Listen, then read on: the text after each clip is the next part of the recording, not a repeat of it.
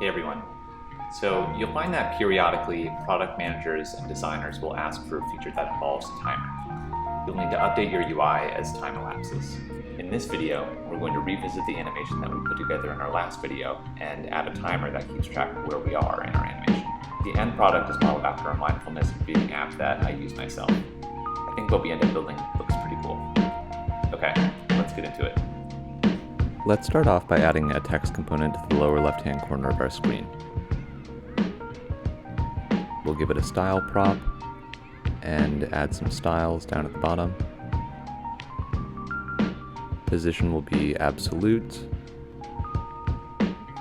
We'll make the font color white just to have it stand out from the background.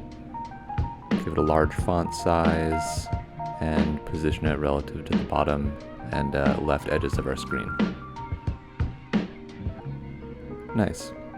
Now we're going to drive our timer using a new animated value, so let's create one here at the top.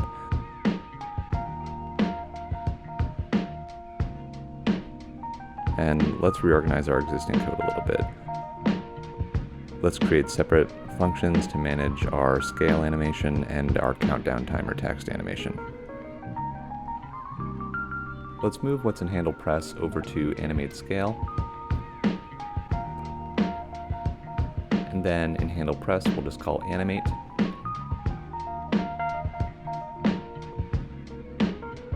Now let's create a separate function to handle our countdown timer text animation. And we'll animate our animated left text value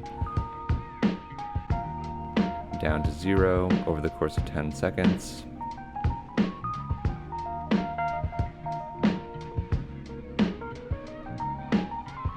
And we'll use the native driver. And in animate, we'll just run these two animations in parallel.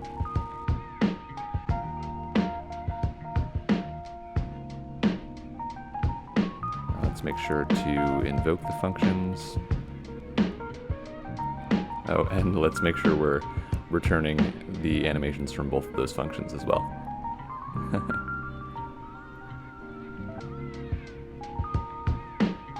Okay, so we're not animating the text yet. Let's take care of that next. We'll pull in useState to store the text value.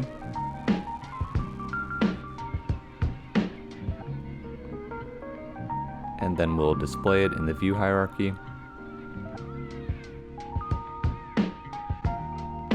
Now we're going to drive our animation by adding a listener on animated left text. So we'll set that up in useEffect.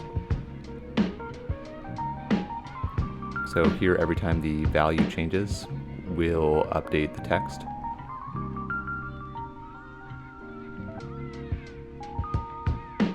And then when the component is deallocated, we'll remove all listeners.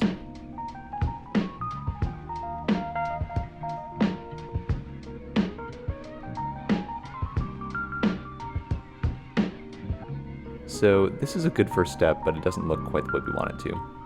Let's round our value up to the nearest integer.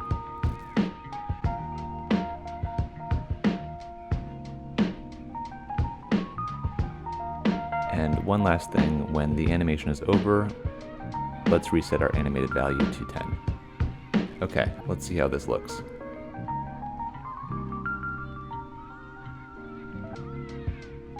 Cool. I'm pretty happy with this so far. Now, one thing I'm noticing is that our timer isn't decreasing in a linear fashion, so let's specify an easing parameter to clean that up.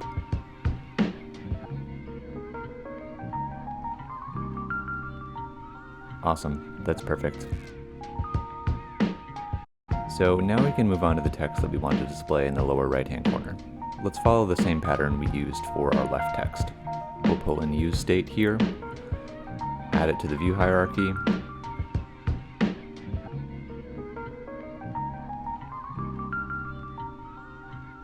and then write some styles down here in our style sheet.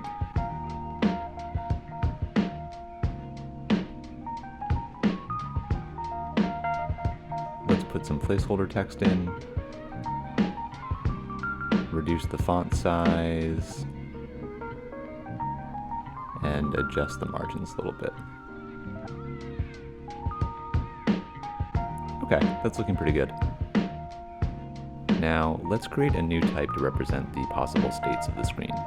We'll have 4 separate states: initial, breathe in, breathe out, and pause. And we'll add some new component state to store the state of our animation.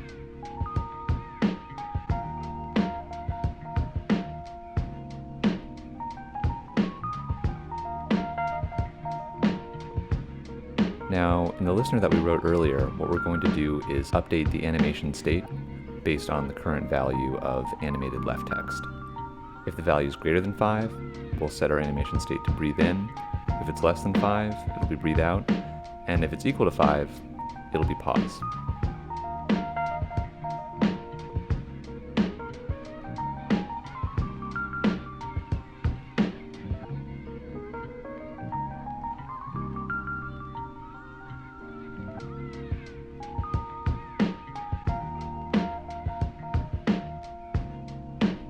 And now in use effect, we'll listen for changes to our animation state and update our write text accordingly.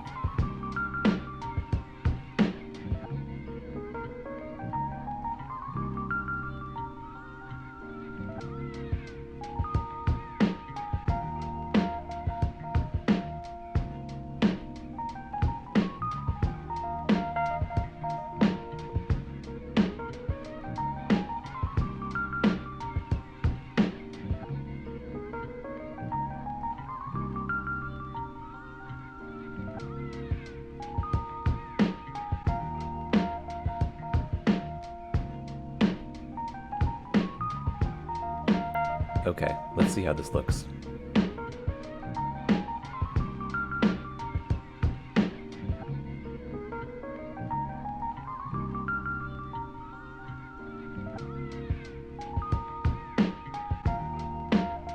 So this is working to some extent, but one thing I definitely want to do is clear out our write text at the end of the animation.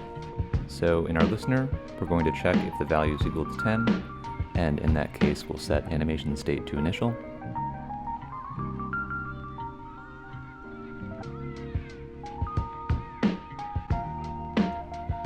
And then up here in use effect, we'll set our write text state to an empty string.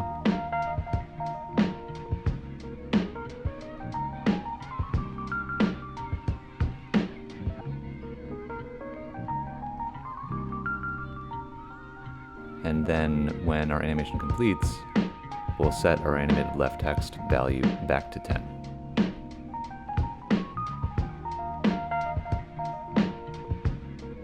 Let's see how this looks.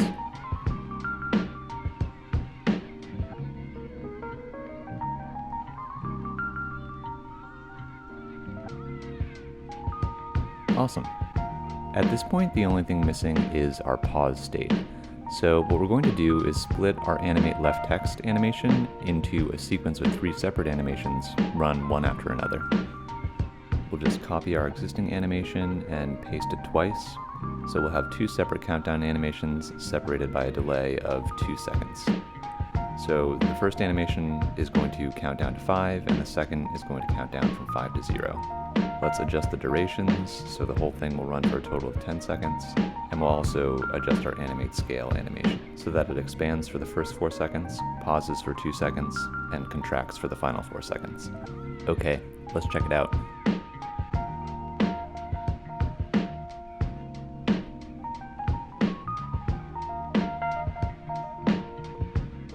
Awesome. I'm really happy with the way this turned out. So I hope you enjoyed this video. Let me know what you think in the comments, and I'll see you in another video soon.